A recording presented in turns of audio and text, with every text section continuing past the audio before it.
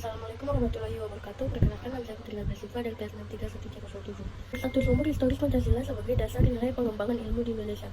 Pembukaan Undang-Undang Dasar 1945 pada alinea keempat tentang mencerdaskan kehidupan bangsa, mengacu pada pengembangan iptek melalui pendidikan. Sosiologis Pancasila dapat ditemukan pada sikap masyarakat yang sangat memperhatikan dimensi ketuhanan dan kemanusiaan, sehingga manakala iptek tidak sejalan dengan nilai ketuhanan dan kemanusiaan. Sumber politik: pidato Soekarno ketika menerima gelar Dr. Honoris Causa di UGM pada 2. Ilmu pengetahuan dan teknologi di Indonesia berkembang dari tahun ke tahun sejak Indonesia masih dalam penjajahan Belanda. Pengembangan ilmu pengetahuan dan teknologi di Indonesia pada masa penjajahan dipelopori dan diperkenalkan oleh pemerintah kolonial Belanda. Perkembangan ilmu pengetahuan dan teknologi di Indonesia setelah merdeka berbagi menjadi 2 dekade. Pada dekade pertama yaitu tahun 1945 sampai 1960. Bangsa Indonesia mulai mengerti arti teknologi produksi walaupun masih dalam tingkat pasif dan penuh ketergantungan pada pihak luar negeri. Yang kedua yaitu pada tahun 1976 dengan mendirikan pabrik pesawat terbang di Bandung yang diberi nama Industri Pesawat.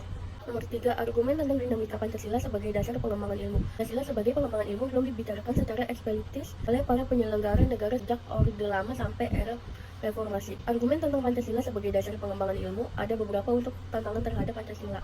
Yang pertama, kapitalisme yang sebagai menguasai perekonomian dunia termasuk Indonesia. Yang kedua, globalisasi yang menyebabkan lemahnya daya saing bangsa Indonesia dalam mengembangkan iptek sehingga Indonesia lebih berkedudukan. Ketiga, konsumerisme menyebabkan negara Indonesia menjadi pasar bagi produk teknologi negara lain. Nomor 4, esensi Pancasila sebagai dasar nilai pengembangan ilmu. Yang pertama, memberikan kesadaran bahwa manusia hidup di dunia harus berbuat baik. Yang kedua, asas kemanusiaan atau humanisme menghendaki agar perlakuan terhadap manusia harus sesuai dengan kodratnya. Sila ketiga, kerjasama yang sinergis antara individu akan menghasilkan produktif. Sila keempat, manajemen keputusan yang dilandasi semangat musyawarah akan mendatangkan hasil yang lebih baik. Sila kelima, memberikan arahan agar selalu diusahakan tidak terjadinya jurang kesejahteraan di antara bangsa Indonesia. Urgensi Pancasila, pengembangan ilmu meliputi hal-hal sebagai berikut. Pertama, ilmu pengetahuan yang berkembang di Indonesia sepenuhnya berorientasi pada Barat.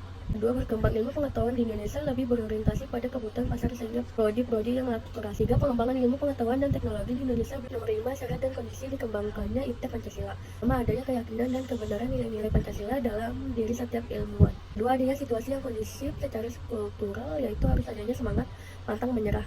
Tiga, adanya situasi yang kondusif secara struktural bahwa perguruan tinggi harus terbuka wacana akademisnya kreatif inovatif. Nomor 6, contoh kasus tantangan dinamika Pancasila sebagai dasar pengembangan ilmu pengetahuan penolakan masyarakat. Isu tersebut memicu dampak sosial sebagai akibat pembangunan PLTN. Hujan hanya bersifat standar sepertinya terciptanya kesempatan kerja.